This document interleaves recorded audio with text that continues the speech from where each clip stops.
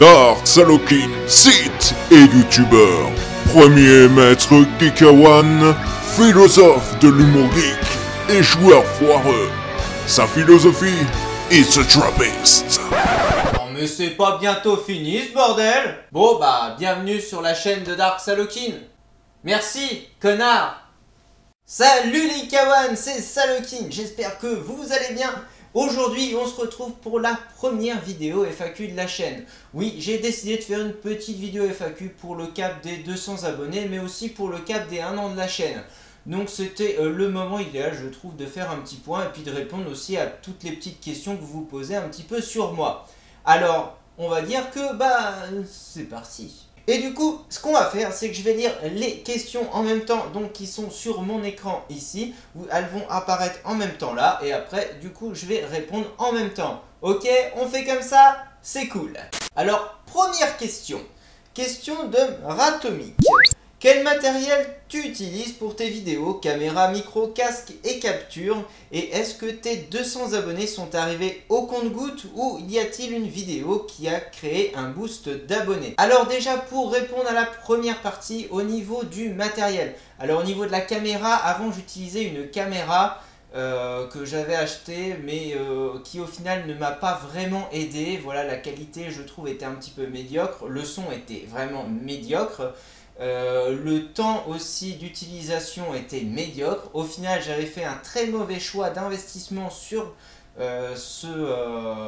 cette caméra.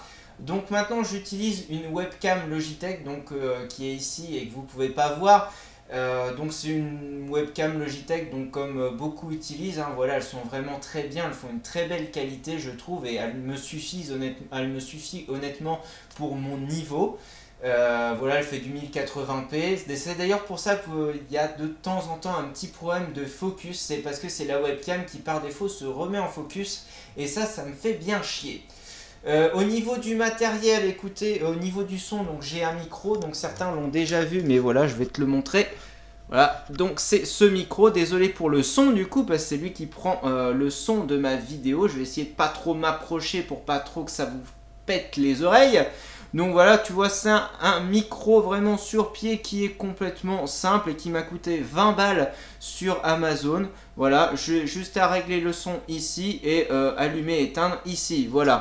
Et tu vois, quand je le mets en bas, et écoute, de base, même d'ici, tu m'entends très bien. Voilà. Autre chose, le casque. Alors le casque, je te le montre, le casque, voilà, c'est ça, mon casque. Donc c'est le casque de la PlayStation 4, hein, voilà, c'est le casque PlayStation 4 officiel que j'avais acheté. Franchement, pourquoi j'ai acheté? Parce que franchement, il est super bien. Au niveau, regardez, de l'ergonomie, vous avez des coussinets là qui sont vraiment super et ils vous pètent pas les oreilles et ils vous démontent pas. Vous avez un support de tête super élastique là, donc vraiment aussi pour bien supporter la tête et qui est vraiment cool. Et regardez, il s'étend vraiment super bien. Et le micro, écoutez, qui est juste à déployer ici. Et si vous avez déjà suivi mes let's play, le son est pas trop dégueulasse depuis le micro de du casque de la PS4. Donc j'utilise et sur mon PC et sur ma PlayStation. Voilà. Autre chose au niveau de la capture du coup. Alors un boîtier de capture, j'en ai pas encore. Je dis bien pas encore parce que là justement j'ai fait une commande pour en avoir un prochainement. Parce que ma connexion internet va évoluer, il y aura possibilité de faire du live logiquement. J'attends de voir et de faire des tests. Mais du coup s'il y a du live, il me fallait un boîtier de capture pour un petit peu gérer OBS, enfin logiciel OBS, etc. Pouvoir capturer la PS4 et tout en même temps. Je fais ça parce que ma PS4 elle est par là, voilà, si vous n'avez pas compris. Nani. Donc le boîtier de capture ça va arriver très prochainement. Et en attendant je capture mes jeux soit avec l'option chère de la PS4, soit avec l'option capture vidéo, donc qui est intégrée dans ma carte graphique Nvidia. Voilà. Et d'ailleurs, deuxième question de Mratomic qui me demandait: comptes-tu faire des let's play entiers du même genre que Spyro, mais tout le jeu? Alors oui, sur Spyro, je n'ai fait découvrir que les mondes 1 de chaque Spyro, donc les trois premiers qui étaient remis dans le remaster. Alors, il faut savoir que j'ai fait des let's play entiers, donc God of War 4 par exemple, donc je mettrai une petite fiche par ici. Et j'avais fait Battlefront 2, c'était mon tout premier let's play sur la chaîne, c'était vraiment mes toutes premières vidéos. Elles sont chiantes au possible parce que je ne parlais pratiquement pas du tout, il n'y avait pas de facecam. On se faisait vraiment chier dessus, mais je l'ai fait et je compte pas forcément en refaire parce que déjà juste je vois sur Spyro, juste en faisant découvrir les mondes 1, il y a toujours le premier let's play de chaque Spyro qui est bien vu et qui est beaucoup vu, enfin plus que les autres. Et les autres, j'ai à peu près une vingtaine de vues. Donc c'est-à-dire que sur à peu près 220 abonnés, j'ai qu'à peu près 20 personnes qui regardent mes let's play. Donc au niveau du temps investi, c'est pas du tout rentable. Voilà, même s'il faut faire ça par passion, il faut aussi faire des trucs qui soient un minimum rentables. Voilà, c'est déjà assez compliqué de faire des vues quand on est vraiment très petit dans le monde de YouTube. Si en plus je fais des let's play à rallonge qui ne servent à rien, voilà, je le ferai pas. Mais par contre, je parlais des lives juste avant, je vais sûrement faire toujours les vidéos découvertes des jeux vidéo, donc en test comme je fais souvent, donc sur un truc de 30 à 40 minutes selon le jeu. Et ensuite passer sur du live let's play sur le jeu, voilà, selon mes envies, comme ça vous découvrirez le jeu, pardon. Je ferai ça sur Twitch sûrement, j'ouvrirai sûrement une chaîne Twitch et je rebalancerai le live sur la chaîne YouTube. Voilà, donc il y aura un compromis entre les deux. Alors du coup on passe rapidement à la troisième et quatrième question, donc qui sont liées. Donc en fait j'ai Marie et Patrick qui me demandent ce que je fais dans la vie et en même temps si je suis en couple, où je vis, etc. Voilà, alors je vais vous répondre très rapidement. Alors dans la vie, professionnellement parlant, donc je suis technicien informatique dans une association. Voilà, donc en gros, c'est moi qu'on appelle quand les gens ont des problèmes. Voilà, alors je vous rassure, je vis des moments des fois assez désagréables avec des gens qui ne savent absolument pas se servir de l'informatique et qui me disent que le problème vient du PC ou de l'informatique ou du technicien informatique, mais jamais d'eux. Voilà, donc ça d'ailleurs, entre guillemets, j'ai pensé depuis un moment et je l'écris en amont, on va dire, je recense un petit peu toutes les perles que je peux voir et que je peux détecter et je vais essayer d'en faire une vidéo ou deux parce que franchement j'ai matière à faire des vidéos un peu what the fuck sur la vie d'un technicien informatique dans une association, dans une entreprise. Hein. Franchement, il y aura vraiment de quoi se marrer. Et du coup, est-ce que je vis en couple et où je vis? Alors oui, je vis en couple, je suis dans une maison et j'ai voilà, mon espace dédié pour mon coin de geek. Voilà. Et je vis entre la Nièvre et le Cher. En fait, je vis vraiment dans le Cher. Et je bosse sur la Nièvre, mais en fait, vu que la Nièvre et le Cher sont vraiment limitrophes, voilà, j'oscille entre les deux départements. Et du coup, j'ai aussi deux questions après, donc qui sont liées et qui sont la même, donc de Céline et Lord of Death, qui me demandent ce qui m'a motivé à ouvrir et faire des vidéos sur YouTube. Alors, la question et la réponse est très rapide. C'est juste qu'à force de voir des clans faire des vidéos complètement nulles à chier sur YouTube et faire des milliers de vues, je me suis dit pourquoi pas toi en fait. Voilà, t'es passionné de la pop culture depuis que t'es tout petit, tu connais beaucoup de sujets sur la matière, tu te démerdes pas mal sur les sujets du jeu vidéo, tu te démerdes pas mal sur beaucoup de thèmes geeks, par exemple Star Wars où c'est bien développé. Bah en fait, voilà, j'ai juste à me lancer. Donc, me voilà. Ensuite, question de HitGamer qui me demande mon jeu préféré, ma console préférée, d'où vient ma passion du jeu vidéo et ta passion pour Star Wars. Alors, on va déjà commencer par le jeu et console préférée. Pour moi, ma console préférée restera la PS1. Voilà, ma console de cœur est la Master System 2 parce que c'est la toute première console que j'ai découverte quand j'étais petit. Voilà, les premiers jeux vidéo que j'ai fait, c'était sur la Master System 2 quand j'étais petit. Et ensuite, vraiment, véritablement, la PS1. Donc, avec les premiers jeux, auxquels j'ai joué véritablement, hormis Alex Kidd, Sonic et tout sur Master System 2, mais on va dire j'ai des souvenirs mais vraiment un petit peu abstraits sur ces jeux. Après c'était vraiment la PS1 et la PS1, écoutez, pour moi les premiers jeux que j'ai eu c'était Spyro, Tekken et les Chevaliers de Baphomet. Pour ceux qui connaissent, voilà, c'était des très bons jeux. Et tous les jeux sur PS5 que j'ai pu découvrir, donc les premiers Lara Croft, les premiers Metal Gear Solid, Duke Nukem, voilà, tous ces jeux-là, Medieval, Crash Bandicoot, bah écoutez, tous ces jeux-là, je les connais et j'arriverai même pas à choisir quel est mon jeu préféré. Coucou. Là, je pense peut-être que c'était Spyro et franchement... C'est peut-être pour ça que j'ai fait beaucoup de forcing sur Spyro sur la chaîne dernièrement, parce que c'est vraiment, je pense, l'une de mes licences préférées du jeu vidéo. Et du coup, pour la passion de Star Wars, eh bien écoute, ça rejoint un petit peu la question du geek qui arrive juste après, qui me demande comment j'ai découvert Star Wars.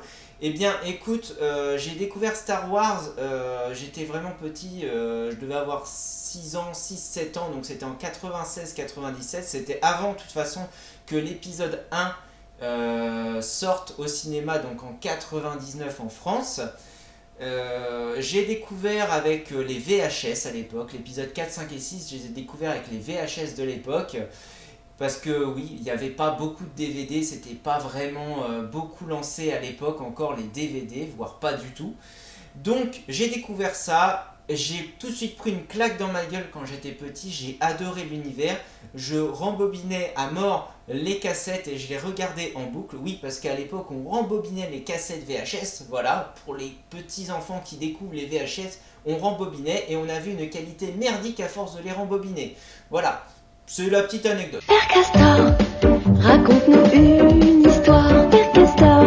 Et du coup, suite à ça, je me suis tout de suite passionné pour l'univers Star Wars. Donc j'ai commencé à acheter, à demander à avoir les romans. Enfin, je ne les achetais pas parce que j'étais petit, mais je voulais avoir les romans. Donc j'avais tous les romans de l'univers étendu. Donc que vous pouvez voir et qui apparaissent par ici. Voilà, hop, ils sont tous là. Vous avez plein de livres de l'univers étendu, enfin l'ancien univers étendu, l'univers légende, donc que je connais pratiquement par cœur. Et je suivais aussi tout le cheminement et l'avancée de la prélogie via des magazines, enfin le magazine Lucasfilm pour ceux qui connaissent, parce qu'à l'époque, bah oui, on suivait pas les actus comme on les suit maintenant sur internet avec des news toutes les 5 minutes et tous les jours non-stop comme on peut en avoir en ce moment avec Disney. Et donc du coup, pour répondre aussi à la question du geek qui est arrivé après, quel est le premier film que j'ai vu au ciné?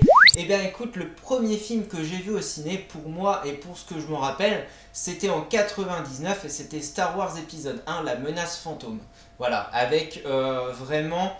Je pense avec l'un des personnages qui m'a le plus marqué quand j'étais petit, je pense que c'était Dark Maul avec son entrée et la musique, enfin l'orchestration qui était tout autour avec son entrée, avec voilà, orchestration de Duel of Fates là, avec vraiment quand il enlève sa capuche ou autre, c'est vraiment une scène qui m'a énormément marqué et je pense que c'est pour ça que j'aime cette prélogie parce que pour moi elle est essentielle et elle est bien amenée par rapport à la trilogie originale. Ok, il y a du moins bon, mais il faut aussi être honnête sur que sur la trilogie originale, il n'y a pas que du bon.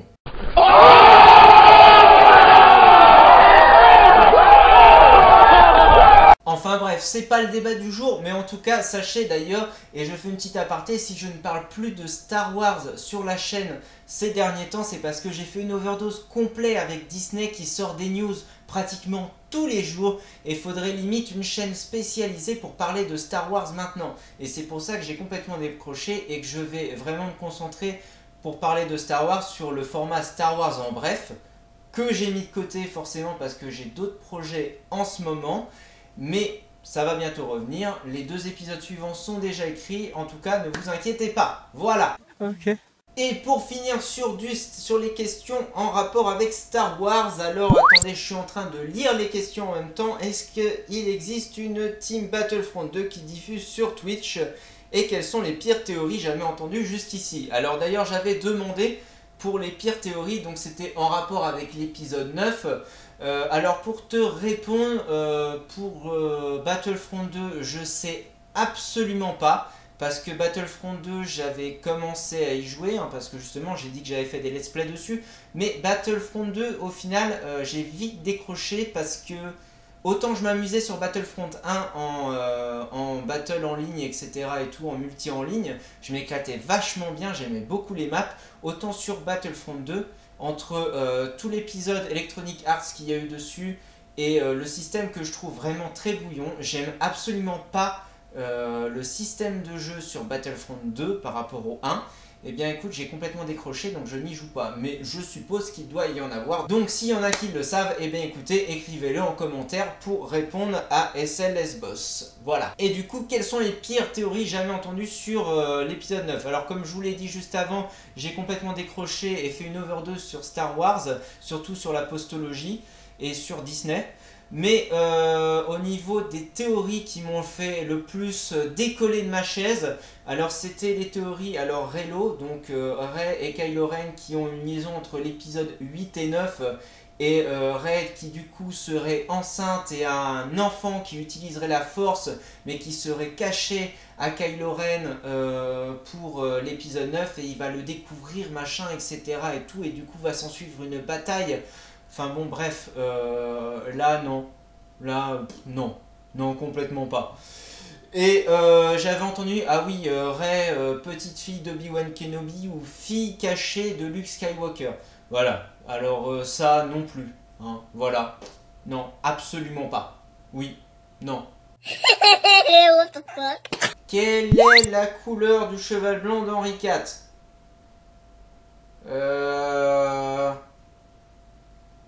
Joker?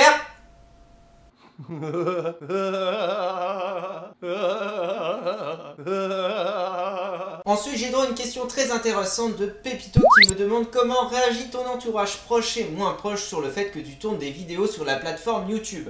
Alors ça, c'est intéressant sur le fait que vous imaginez bien que quand quelqu'un vous dit dans votre entourage ou autre qu'il tourne des vidéos sur YouTube, le premier truc que les gens demandent, c'est « T'as combien d'abonnés ?» Sauf que les gens en fait s'imaginent dans leur tête que quand vous commencez une chaîne YouTube, vous avez directement 100 000 abonnés et 1000 vues de base. Voilà. Alors c'est con dit comme ça, mais c'est vrai. Donc en fait, quand vous dites j'ai que 200 abonnés et tout, vous voyez dans la pupille de la personne qu'il est en train de se foutre de ta gueule et de se dire putain mais tu fais vraiment de la merde et t'es vraiment qu'un gland en fait. Ouais, c'est pas faux. Voilà. Mais en fait, il faut bien se dire qu'on est tellement noyé dans la masse sur YouTube, même si on veut faire de la qualité, et même si au pire on fait de la qualité, si vous n'avez absolument aucun contact et de personnes beaucoup plus haut placées que vous qui vous font un boost de pub, à moins d'une chance phénoménale, vous sortirez pas de la masse ou vous peinerez à atteindre les 1000 vues. Voilà, c'est tout. Et donc, comment réagit mon entourage ? Eh bien écoute, mes amis réagissent assez bien, mes amis, voilà, j'ai quelques amis qui sont au courant de tout ça. J'en parle pas forcément énormément, voilà, c'est pas quelque chose que je dis publiquement et que je fais, enfin je parle pas tout le temps de ça, mais mes amis, pour la plupart, mes amis les plus intimes en tout cas, sont assez contents de moi et sont contents de ce que je fais, et certains sont même dans le délire de ce que je fais. D'ailleurs, regardez, j'ai même des potes voilà, qui me font des trucs de genre comme ça, voilà. Donc je les remercie, franchement c'est super cool, franchement c'est vraiment sympa. Vous voyez, j'ai plein de personnes comme ça qui me soutiennent vraiment dans mes délires, ça fait plaisir. Après, au niveau familial, on n'en parle pas forcément, voilà, j'ai une partie de ma famille qui le sait, d'autres qui le sait pas, mais pour moi c'est pas gênant.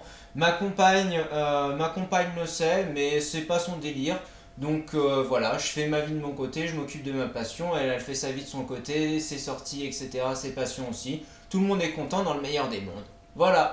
Quand penses-tu me payer une bonne bière en regardant Star Wars Empire Contre-Attaque ? Alors moi je suis toujours ouvert, hein. Là il n'y a pas de souci, hein. Offrir une bonne bière, il n'y a pas de problème. Par contre, le côté obscur, on n'offre pas de bière, hein. On offre des cookies. Oui. C'est bon, les cookies. Oui. Join the dark side. We have cookies! Yay! Alors maintenant, question de Psychoseb qui me demande, alors est-ce que tu comptes sortir un recueil de tes blagues de geek? Ce serait un cadeau idéal pour les fêtes. Et sinon, quel est ton ressenti sur ta première année sur YouTube? Alors un recueil de blagues de geek, franchement c'est pas con, j'y avais déjà pensé, mais déjà je vais voir au bout d'un an ce que ça donne, parce que déjà je me suis déjà lancé ce challenge de faire des vidéos pendant un an, donc une par semaine, donc tous les dimanches de blagues de geek, donc ce qui est assez dur niveau créatif. Par contre, c'est vrai que dans la continuité derrière, faire un recueil ça serait sympa, mais pour faire un recueil faudrait peut-être un petit peu plus de visibilité, mais si visibilité j'ai, en tout cas un petit peu plus, ben écoute, pourquoi pas, ça serait vraiment une très belle idée, et puis écoute, ça permettrait de développer peut-être un peu plus la chaîne. Voilà, c'est une belle idée, et faut y réfléchir, mais franchement je suis pas fermé à cette idée. Et sinon, quel est mon ressenti sur ma première année YouTube? Alors, C'est de la merde. Quoi? ma première année YouTube a été très chaotique, très compliquée. Voilà, j'ai fait un petit peu de tout, j'ai touché à tout, je voulais voir un petit peu ce que je pouvais faire, ce que je pouvais ne pas faire, ce que j'aimais faire aussi et ce que j'aimais le moins faire. C'est aussi dur, comme je disais, de sortir la tête de l'eau quand on est sur YouTube et qu'on n'a aucun contact. Voilà, j'ai peiné vraiment littéralement à arriver à 200 abonnés. C'est vraiment très dur quand on n'a aucun contact, je le répète, mais c'est vraiment ça la clé. Et bah écoute, pour moi c'est un très bon ressenti parce que j'ai fait des belles découvertes, j'ai rencontré des belles personnes, on a des beaux projets ensemble. Donc par exemple Psychoseb est le parfait exemple, c'est pour ça aussi que j'en parle. Voilà, on a fait une ou deux vidéos ensemble, une grosse vidéo qui est encore en attente sur sa chaîne par exemple. Mais en tout cas, c'est des belles découvertes, des belles personnes qu'on découvre, et même si j'ai une petite commu, au moins ça me fait plaisir parce qu'on délire vraiment tous ensemble. Et je trouve ça super sympa de se réunir entre passionnés et qu'on soit vidéaste ou non, mais en tout cas on se réunit tous ensemble et on passe un très beau moment et c'est ça le plus important. She's beautiful. Et enfin, dernière question de Joss Armateus.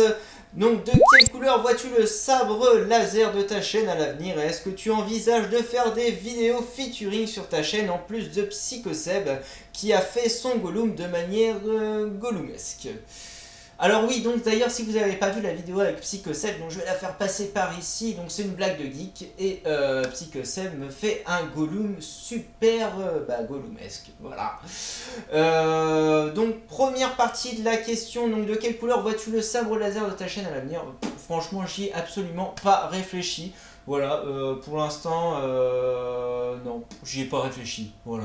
Et est-ce que tu envisages de faire des vidéos featuring prochainement? Alors celle-là je l'ai gardée pour la fin exprès. Pourquoi? Parce que oui, il y aura des vidéos featuring sur cette chaîne prochainement. Vous avez vu d'ailleurs en ce début d'année, il y a les blagues de geek donc, que j'ai lancé tous les dimanches. Vous avez du let's play en ce moment que de Spyro, mais c'est normal, je rush pour terminer le monde 1 du dernier Spyro.